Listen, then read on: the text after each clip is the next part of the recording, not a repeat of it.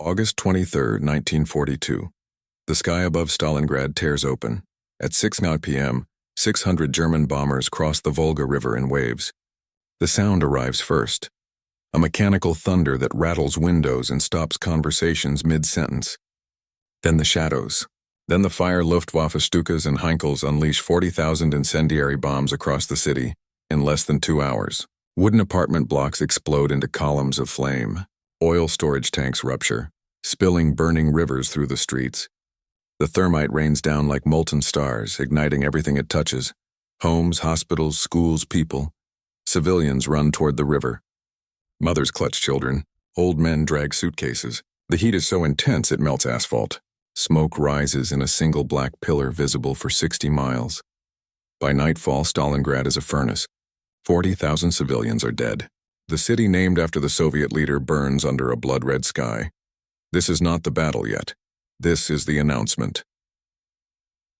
For the next 5 months, this city will become the deadliest killing ground in human history. A place where 2 million men will fight street by street, room by room until one side ceases to exist. 18 months earlier, the war looked very different. June 22, 1941. Operation Barbarossa, the largest invasion in military history. 3 million German soldiers, 600,000 vehicles, 750,000 horses, 3,000 aircraft. They crossed the Soviet border at dawn along a front stretching from the Baltic Sea to the Black Sea. The blitzkrieg worked.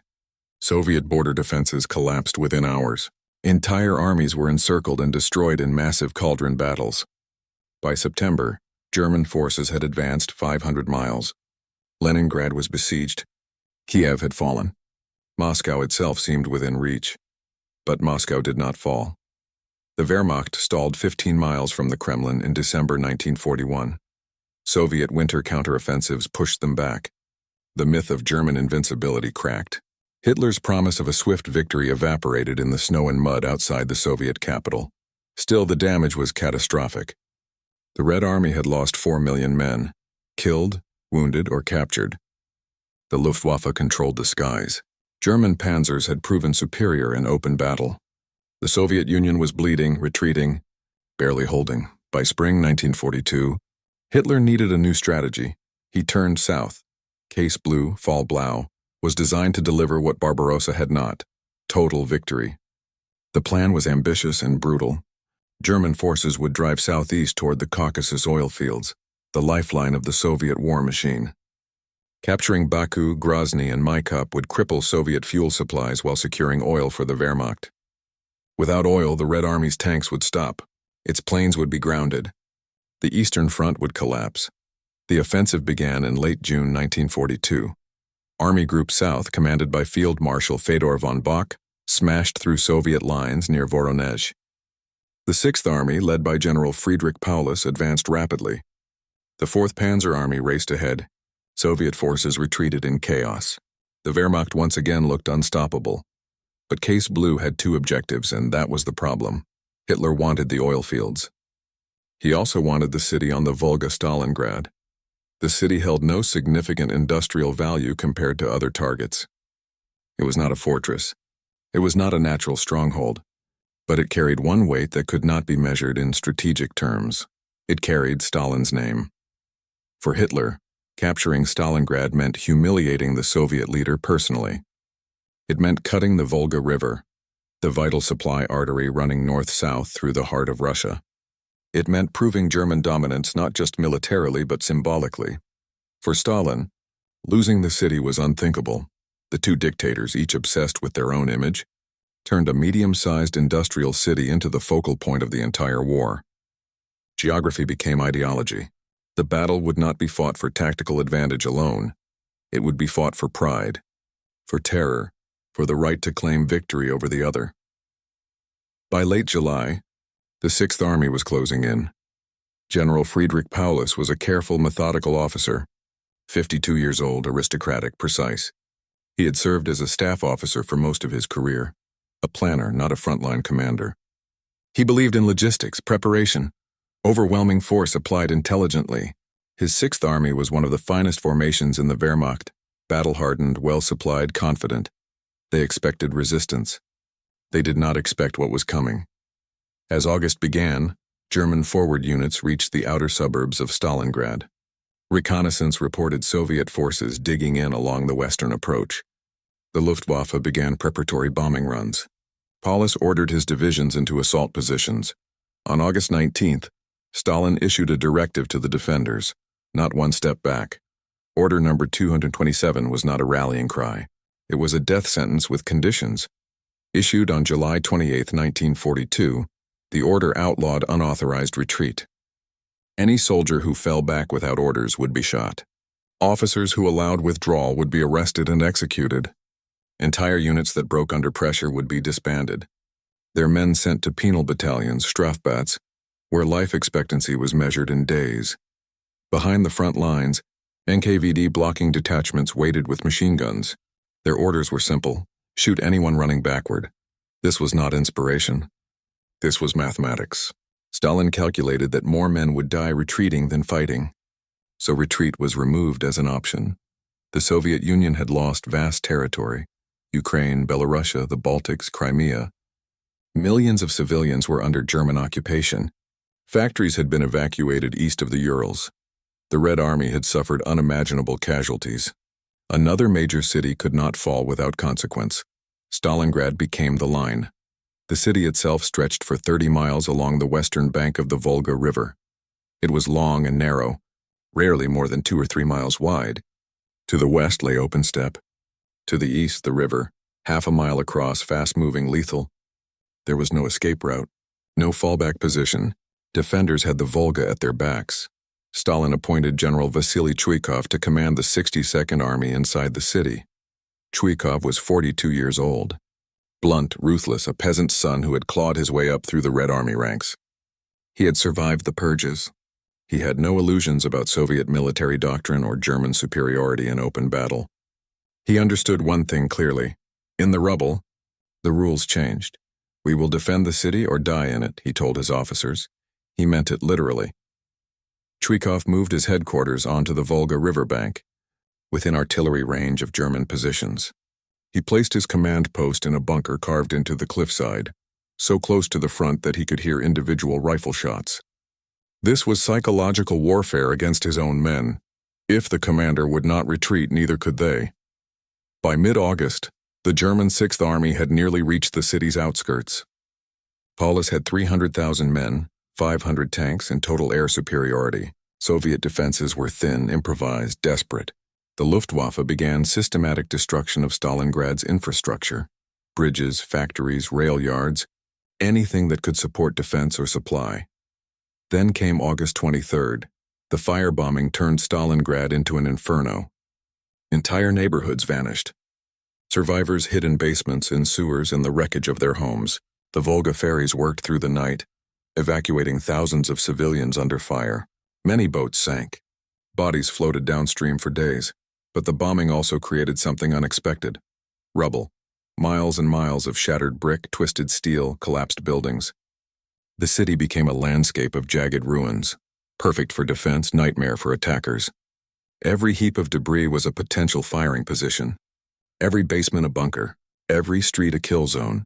The Wehrmacht had trained for open warfare: combined arms, rapid maneuver, encirclement. Stalingrad offered none of that.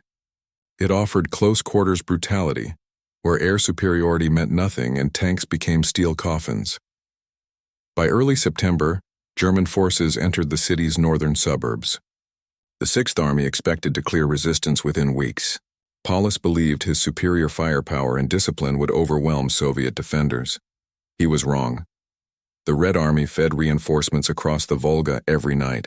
Small units, often just companies or platoons, ferried over in darkness under German artillery fire. Casualties were enormous. Boats sank. Men drowned. But enough made it across to keep the defense alive. Chuikov implemented a doctrine called hugging the enemy.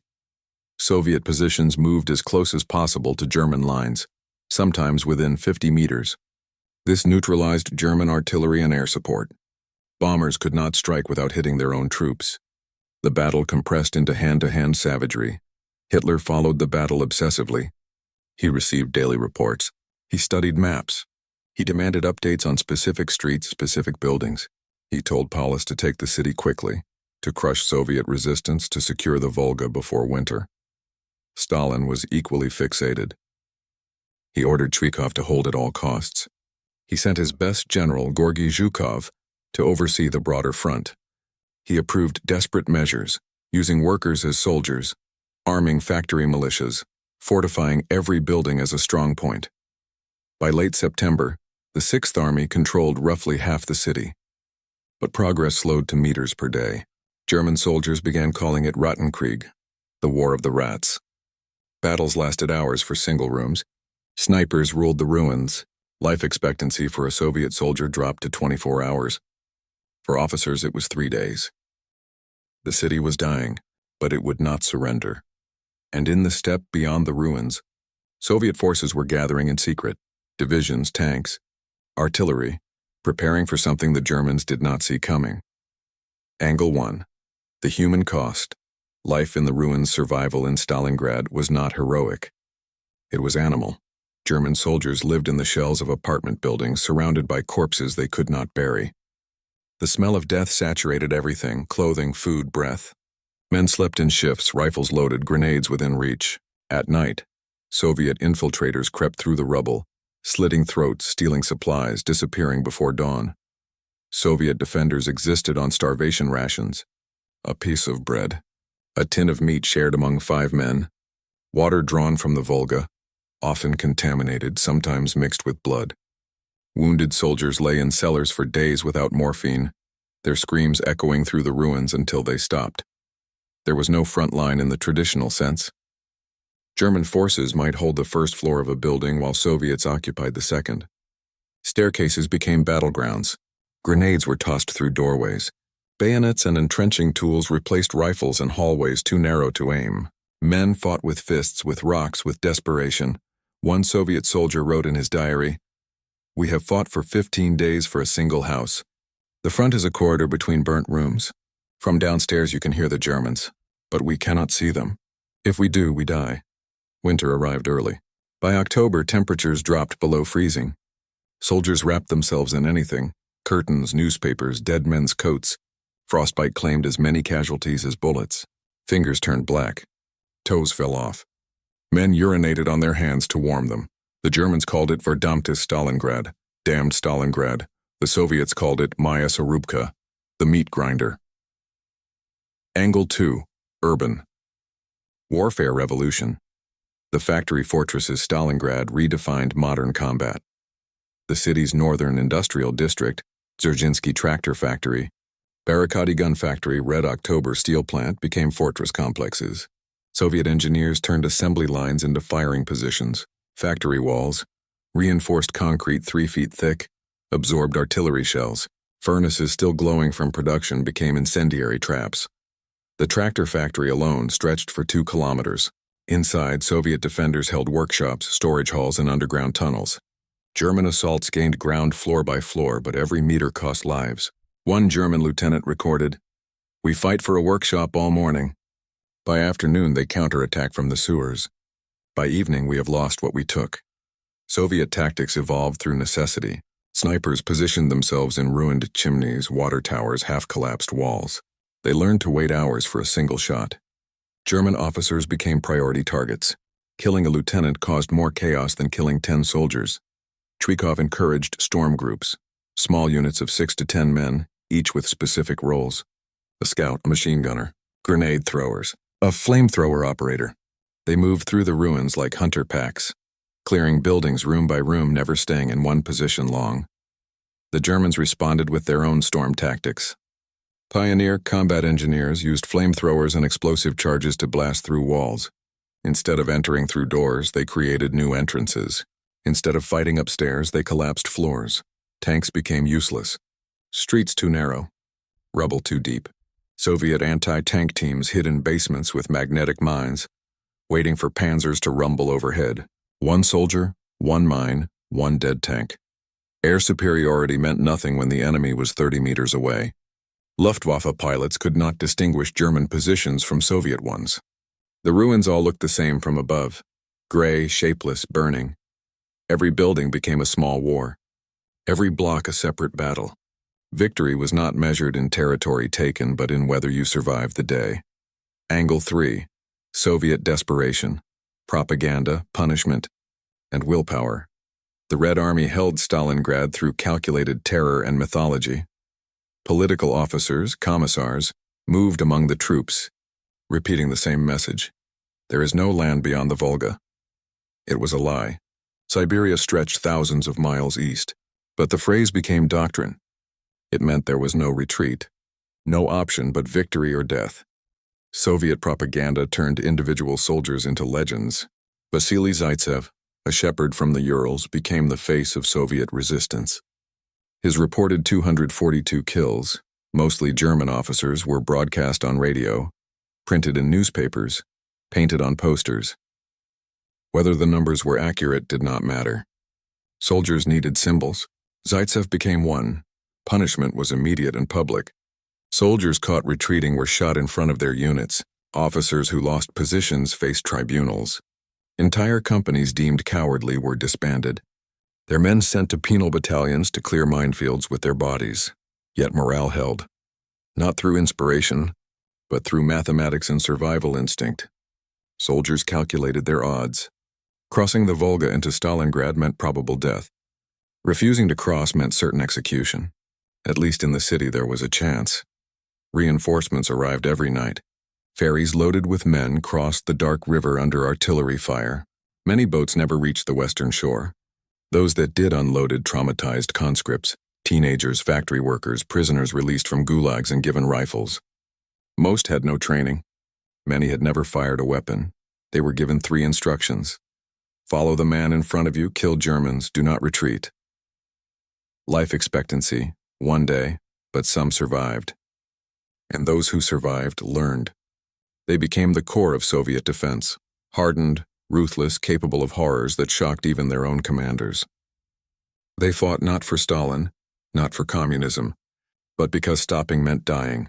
The city became a furnace that burned away everything except the will to continue. Angle 4. German overextension, the fatal flaw. The Sixth Army was dying slowly, and Berlin did not see it. By October 1942, Paulus commanded a force that existed only on paper. His divisions reported 70% strength, but the reality was different.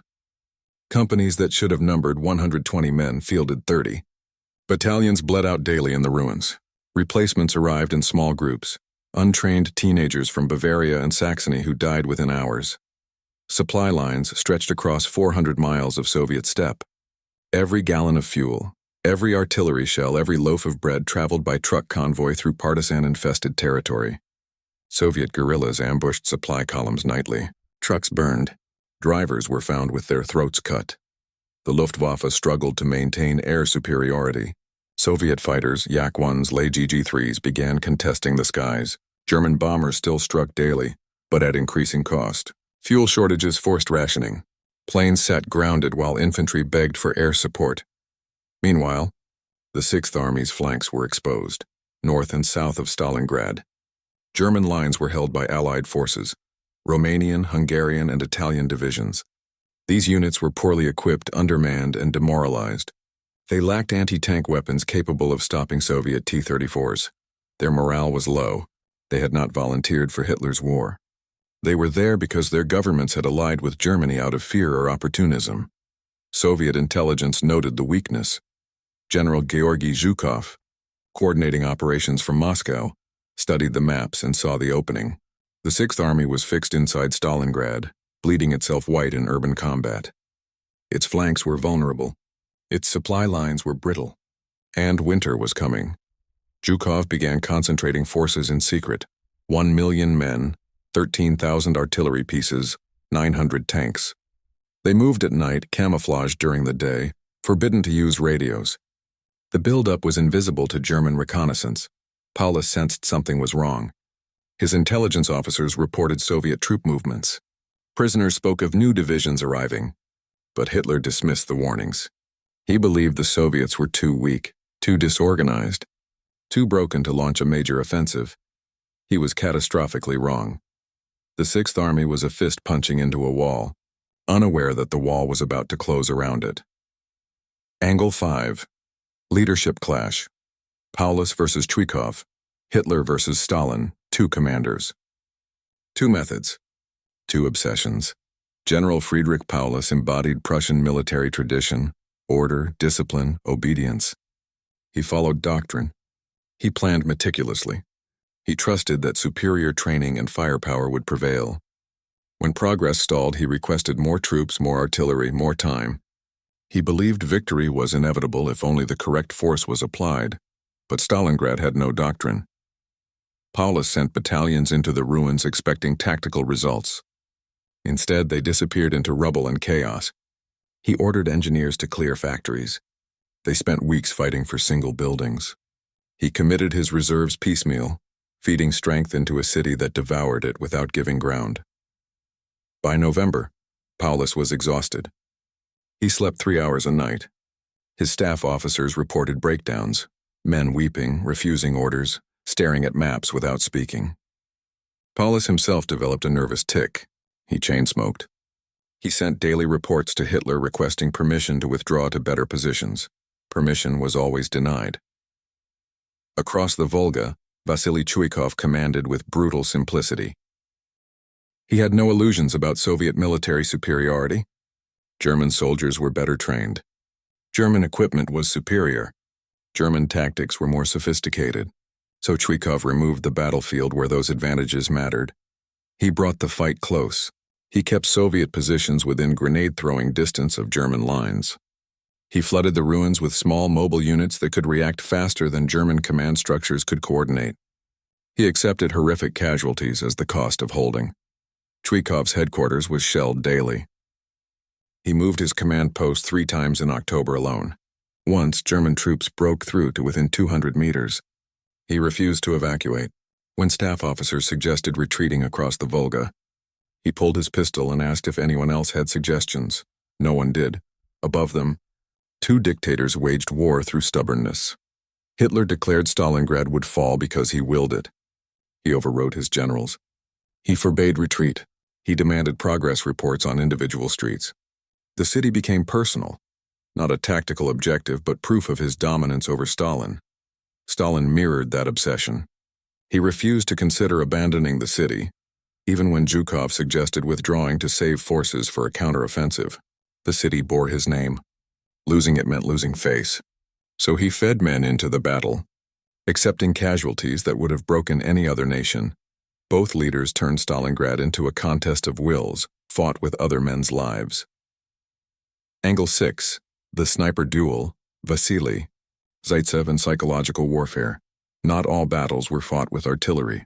Vasily Zaitsev was 27 years old, a shepherd from the Ural Mountains who had grown up hunting wolves in winter.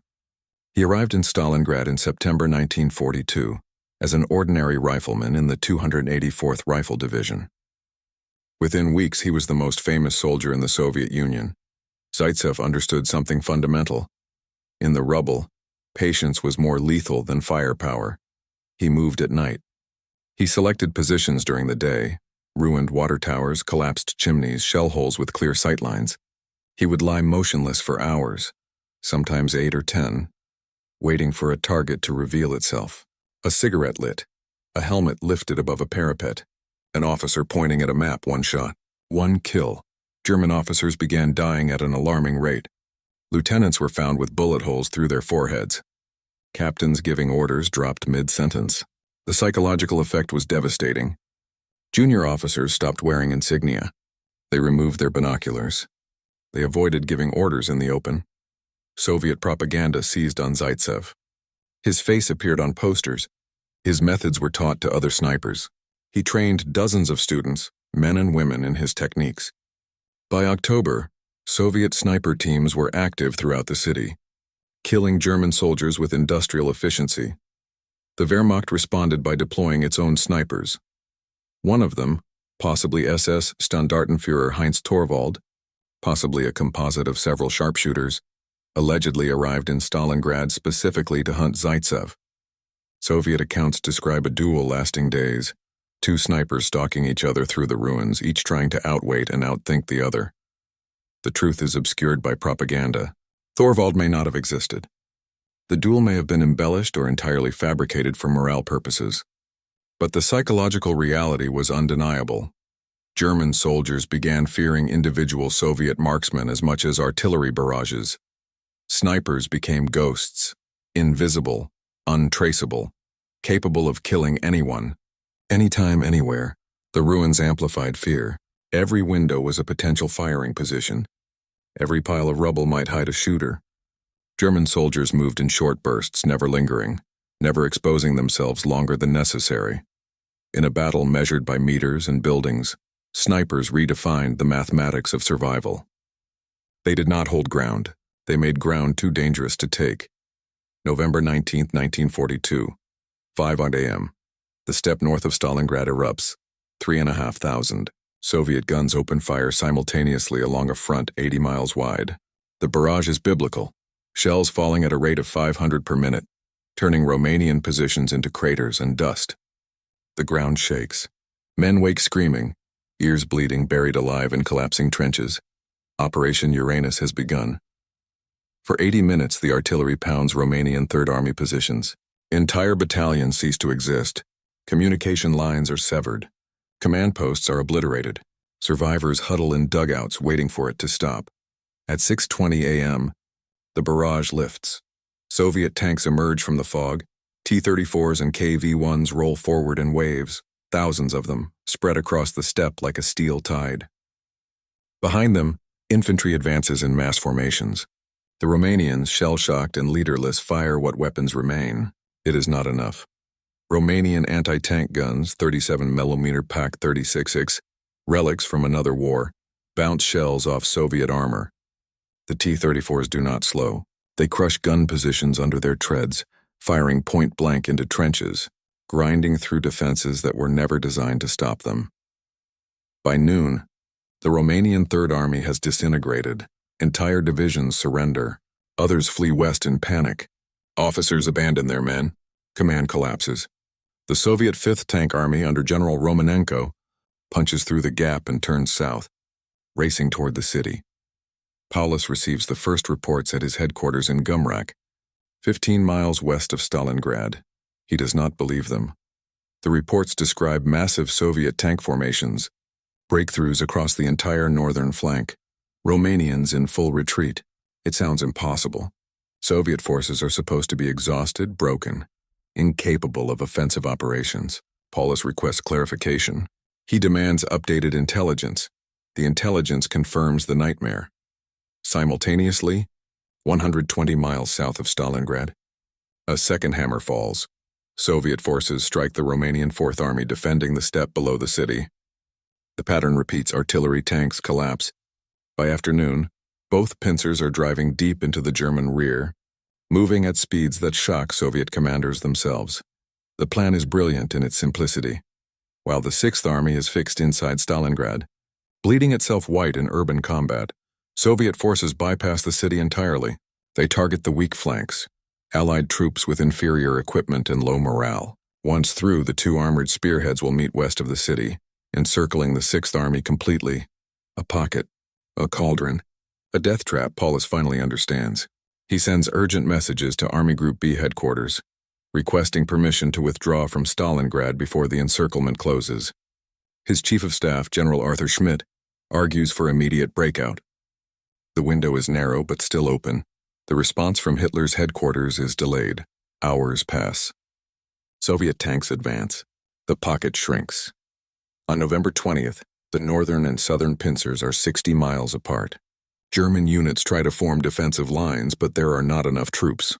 Reserves have been committed to Stalingrad. The flanks are hollow. Soviet tank columns move through the night, headlights on, driving fast and reckless. They overrun supply depots, airfields, artillery positions. German rear echelon troops, clerks, mechanics, cooks, are thrown into improvised defensive positions. They have no chance. By November 22nd, the distance has closed to 15 miles. At 4 p.m. on November 23rd, near the town of Kalach, Soviet forward units meet. Tankers from the 26th Tank Corps embrace soldiers from the 4th Tank Corps. Flares are fired into the gray sky. Officers shake hands, grinning, disbelieving. The encirclement is complete. Inside the pocket, the entire German Sixth Army, 22 divisions, approximately 290,000 men, along with remnants of 2 Romanian divisions, Croatian infantry Hiwi volunteers, also trapped, 3,000 trucks, 10,000 horses, 500 tanks, 70,000 tons of supplies. Outside the pocket, the Soviet 62nd Army in Stalingrad still holding the ruins. Beyond them, Soviet forces tightening the ring. Paulus is now commanding the largest encircled force in military history. His headquarters staff spreads maps across tables, calculating distances, supply needs, breakout routes. The mathematics are brutal. The 6th Army needs 750 tons of supplies daily: ammunition, fuel, food, medicine. The nearest German lines are now 35 miles west. Breaking through Soviet encirclement would require abandoning heavy equipment, sacrificing rearguard units, moving fast under constant attack. It is possible, barely. German panzer divisions outside the pocket are already counterattacking, trying to create a corridor. If the 6th Army moves now, immediately with full commitment, they might escape. Paulus drafts the order to break out. Then he waits for permission from Hitler. November 24, 1942, Hitler's response arrives by teleprinter. The 6th Army will hold its position. No retreat. The Luftwaffe will supply the pocket by air. Relief forces are being organized. Hold Stalingrad at all costs. Paulus reads the message twice. His hands shake slightly. He shows it to Schmidt, who turns pale. Reichsmarschall Hermann Göring has promised Hitler that the Luftwaffe can deliver 500 tons of supplies per day into the pocket. It is enough, Göring claims, to sustain the 6th Army indefinitely, while relief forces organize a breakout operation from the outside. The promise is a fantasy. Luftwaffe transport commanders know it immediately. Colonel Fritz Morsik, responsible for air supply operations, calculates the reality. Delivering 500 tons daily requires at least 300 transport flights. The Luftwaffe has fewer than 500 Ju-52 transport aircraft available on the entire Eastern Front. Many are grounded for maintenance. Winter weather will reduce operational days. Soviet fighters are increasing.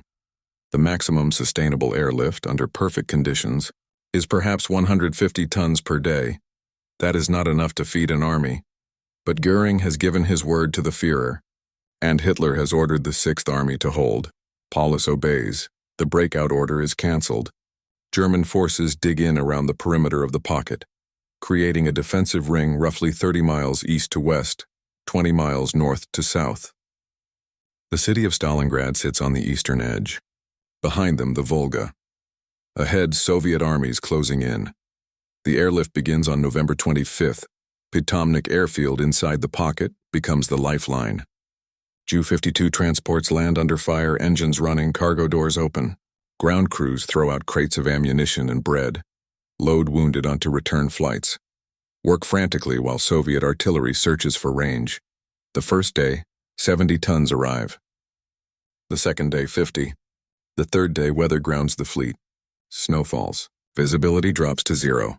Planes sit on frozen airfields in Rostov and Morozovskia, unable to take off. Inside the pocket, rations are cut.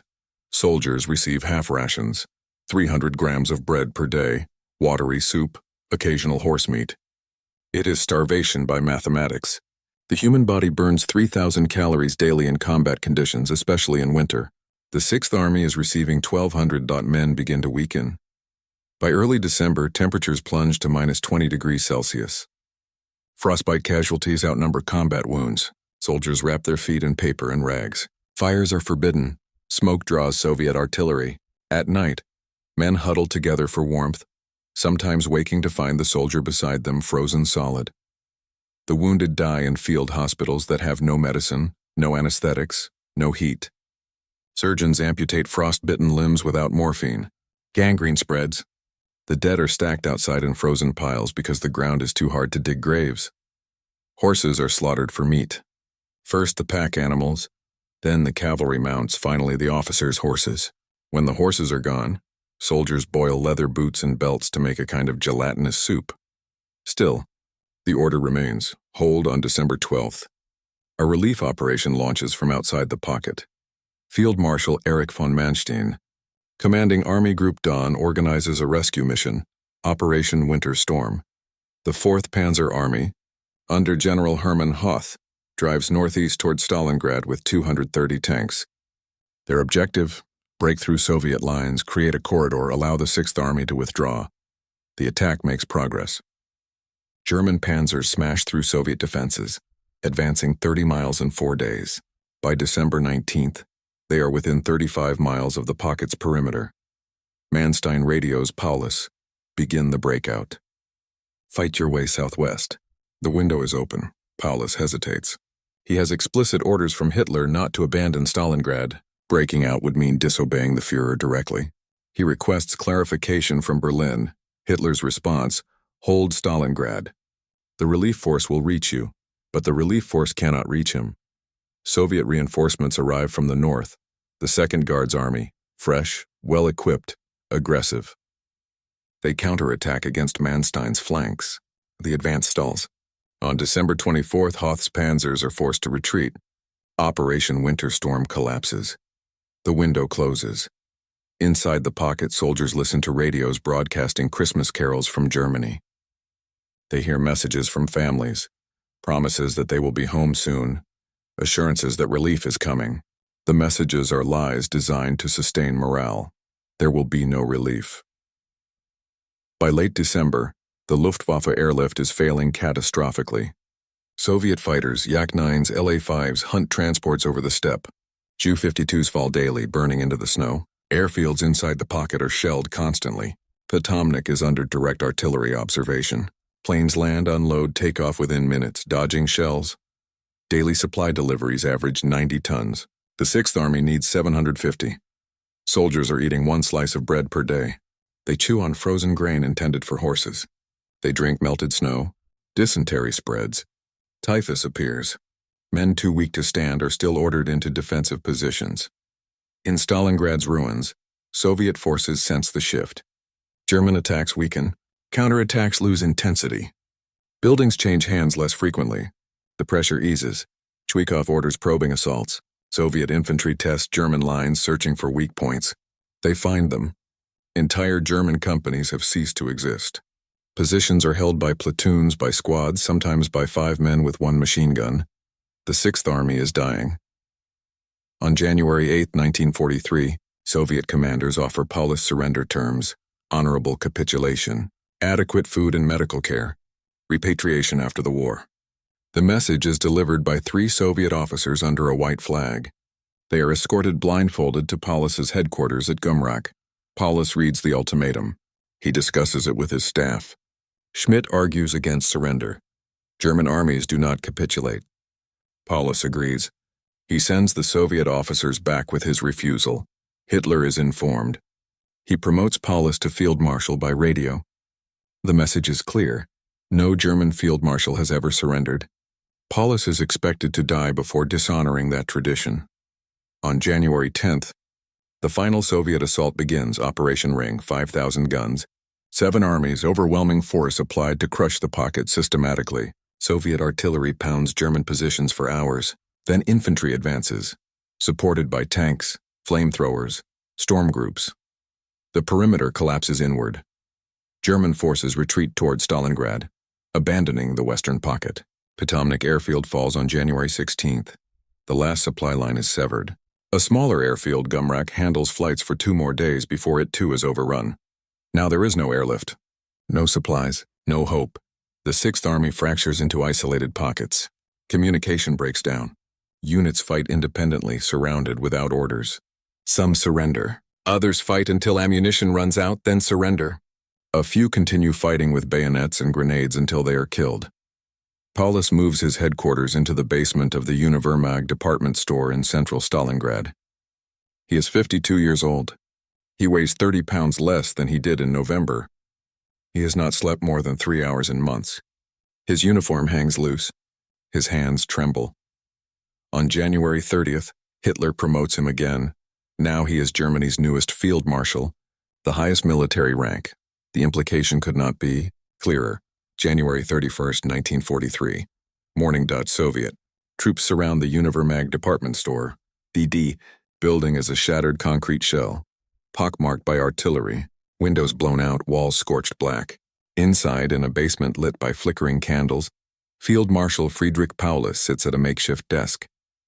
Around him, staff officers wait in silence. There is no food, no water, no ammunition. Outside, the sound of boots on rubble. Soviet soldiers descend into the basement, rifles raised, breath visible in the frozen air. They expect resistance. They find exhaustion. Paulus stands. His uniform is filthy, creased, stained. His face is gaunt, eyes hollow. He does not salute. He does not speak. A Soviet officer asks in broken German if he is the commander. Paulus nods. I surrender myself and my staff. The German 6th Army ceases to exist. At 7:35 a.m., Soviet commanders radio Moscow. Mission accomplished. The southern pocket has capitulated. In the northern sector, isolated German units continue fighting for 2 more days. They are surrounded, starving, freezing. On February 2nd, the last organized resistance collapses. General Karl Strecker, commanding the remnants of the 11th Corps, sends a final message to Berlin. Ingwen Corps, with its 6 divisions, has done its duty to the last. Long live Germany. Then silence. The Battle of Stalingrad is over. The numbers are almost incomprehensible. The German 6th Army entered the pocket with approximately 290,000 men. 91,000 are captured, most of them wounded, sick, or dying. Roughly 140,000 died during the encirclement, from combat, starvation, cold, disease. Of the 91,000 prisoners, fewer than 6,000 will ever see Germany again. Most die in Soviet captivity within months. Typhus, dysentery exposure, forced labor. Paulus himself survives. He spends 11 years in Soviet prison camps, eventually settling in East Germany, until his death in 1957. Soviet losses are even more staggering. The Red Army suffered approximately 478,000 killed or missing during the I defensive phase inside Stalingrad. Another 650,000 were wounded. During the encirclement and final assault, an additional 150,000 Soviet soldiers died. Total Soviet casualties: over 1 million. Civilian deaths remain unknown. Estimates range from 40,000 to 100,000, killed by bombing, artillery, starvation, execution, disease. The exact number will never be known. Entire neighborhoods were erased. Families vanished without record. The city itself is unrecognizable. 99% of buildings are damaged or destroyed. The tractor factory is a skeletal ruin. The Red October steel plant is twisted metal and ash. Entire districts are flattened, just rubble fields stretching for miles. The Volga River bank is littered with wrecked boats, abandoned equipment, frozen corpses. Soviet engineers estimate it will take 10 years to make the city habitable again. But the psychological impact exceeds the physical devastation. For the first time since the war began, a German army has been destroyed, not defeated tactically, not forced to retreat, but annihilated. The myth of Wehrmacht invincibility, already cracked at Moscow, now shatters completely. In Berlin, Hitler orders 3 days of national mourning. All theaters and entertainment venues close. Radio broadcasts play solemn music. Propaganda Minister Joseph Goebbels drafts speeches emphasizing sacrifice and resilience, but cannot hide the truth. Germany has lost an entire army. Across occupied Europe, resistance movements gain hope. In German-occupied territories, whispers spread: the Nazis can be beaten. In neutral capitals, diplomats recalculate. In Moscow, Stalin allows himself a brief moment of satisfaction. The tide has turned. The prisoners shuffle west in columns.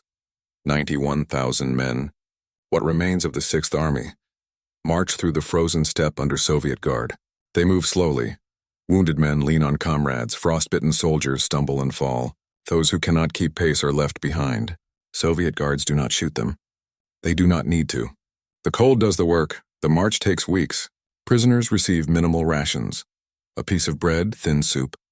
Many collapse from exhaustion or dysentery. Bodies are left in the snow, unburied. Soviet civilians watch the columns pass. Some throw stones, others simply stare. These are the men who destroyed their cities, burned their villages, killed their families. There is no mercy. Prisoner camps in Siberia and Central Asia become graveyards. Typhus spreads through overcrowded barracks. Dysentery kills hundreds daily. Men already weakened by months of starvation have no resistance. Soviet medical facilities are overwhelmed, undersupplied, indifferent. German doctors try to help but have no medicine, no tools, no hope. By spring 1943, half the captured soldiers are dead. The survivors work in labor battalions, mining, logging, construction. They build roads, dig canals, clear rubble. Those who cannot work are left to die. Of the 91,000 captured, only 6,000 will eventually return to Germany, most in the 1950s after Stalin's death. Many are broken men, physically and psychologically, carrying Stalingrad inside them forever. Field Marshal Paulus survives. He is treated better than common soldiers, interrogated extensively, housed separately, given adequate food. Soviet intelligence hopes to use him for propaganda. He resists at first, refusing to denounce Hitler or the Wehrmacht, but years in captivity change him. By 1944, Paulus begins cooperating with Soviet authorities. He makes radio broadcasts urging German soldiers to surrender. After the war, he testifies at the Nuremberg trials against Nazi leadership. He never returns to West Germany. Instead, he settles in Dresden, East Germany, where he lives quietly until his death in 1957. His reputation in Germany is destroyed. He is viewed as a traitor by some, a victim of impossible orders by others. Historians will debate his decisions for decades, whether he should have disobeyed Hitler, whether breakout was possible, whether the Sixth Army could have been saved. The questions remain unanswerable. In the Soviet Union, Stalingrad becomes mythology. The battle is commemorated with monuments, street names, museums. Vasily Chuikov, the defender of the city, becomes a hero of the Soviet Union. Vasily Zaitsev's story is taught in schools. The city itself is rebuilt, renamed Volgograd in 1961 during de-Stalinization, then reclaims Stalingrad for commemorative purposes on specific anniversaries. The Mother Russia statue, built on Mamayev Kurgan Hill overlooking the city, stands 85 meters tall, one of the largest statues in the world. She holds a sword aloft, calling her children to battle. At the base, an eternal flame burns for the dead. Every year on February 2nd, veterans gather, fewer each year until eventually none remain. The strategic consequences ripple outward. Germany's losses at Stalingrad are irreplaceable. 22 divisions gone, experienced officers dead or captured, equipment that took years to produce destroyed. The Wehrmacht never recovers its offensive capability on the Eastern Front. Soviet momentum accelerates. The Red Army, having learned to coordinate massive operations, begins pushing west. Kursk, Ukraine, Belarusia. The advance will not stop until Berlin. Hitler's allies reconsider their commitments. Italy wavers. Romania and Hungary begin secret negotiations with the Allies. The Axis coalition, once seemingly unstoppable, begins fracturing. In strategic terms, Stalingrad marks the turning point of World War II in Europe. Germany is still powerful, still dangerous, still capable of inflicting terrible damage. But the initiative has shifted. From this moment forward, Germany will be reacting, defending, retreating. The road to Berlin has opened. But the cost is almost beyond comprehension. Over 2 million casualties, killed, wounded, captured, missing on both sides. An entire city reduced to rubble. Tens of thousands of civilians dead. Survivors traumatized beyond healing. Historians will call it the bloodiest battle in human history. They will analyze tactics, study logistics, debate command decisions. They will write thousands of books, produce documentaries, create simulations. But the soldiers who fought there, the ones who survived, rarely speak of it. When they do, they describe a place where humanity collapsed into something primal, a furnace that burned away everything except the animal will to survive one more hour, one more day. They describe rooms where men fought with entrenching tools and fists, basements filled with corpses frozen solid, nights so cold that tears froze to their faces. They describe hell. And when asked if victory was worth the price, most fall silent, because the mathematics of Stalingrad cannot be balanced. You cannot weigh 2 million lives against strategic advantage. You cannot calculate the value of stopping Hitler against the cost in blood and suffering. You can only remember the ruins, the cold, the hunger, the fear. The moment when the human mind realizes it is expendable, that it exists only as a piece in a game played by men who will never visit the battlefield. Stalingrad taught the world what total war means. It means there are no limits. No mercy, no point where reason intervenes. Only the grinding mathematics of attrition, played until one side can no longer continue.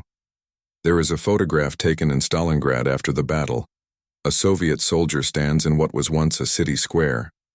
Behind him, no buildings remain, only skeletal walls, shattered concrete, emptiness stretching to the horizon. The ground is white with snow and ash. In the distance, the frozen Volga cuts through the wasteland like a scar. The soldier's face is barely visible. He looks at the camera with an expression that cannot be named. Not triumph, not relief. Just exhaustion that reaches bone deep. This is what victory looked like. Stalingrad was not won through brilliance or heroism, though both existed. It was won through endurance beyond reason, sacrifice beyond calculation. It was won because 2 million human beings were fed into a furnace, and when the fire finally died, one side had more survivors than the other. The battle proved that ideology alone cannot sustain armies. That willpower has limits, that even the most disciplined military force in history can be broken if ground down long enough, hard enough, without relief. But it also proved something darker, that nations will accept almost any cost if the alternative is defeat. That leaders will commit entire generations to slaughter if they believe their vision demands it. That war, once unleashed at this scale, develops its own momentum, consuming everything, justifying anything, until only ash remains. Stalingrad changed the trajectory of World War II. It changed how wars would be fought in cities. It changed how the world understood the limits of human endurance, but it could not change what had already been lost. The dead remained dead. The city remained ruined. The survivors remained haunted. And the lesson, if there was one, was written in frozen blood across a landscape that would take decades to heal. We remember Stalingrad not because it was noble, but because it was necessary. Not because it was heroic, but because it was real. Not because victory justified the cost, but because the alternative was unthinkable. The city stands today, rebuilt, renamed, alive again. But beneath every street, beneath every foundation, the bones of 2 million souls remain, a reminder that some victories are measured not in glory, but in what we are willing to sacrifice to prevent something worse. Stalingrad was the bloodiest battle in history. It was also the moment the world learned that even hell has a bottom, and that human beings, when pushed far enough, will descend to it and fight their way back out.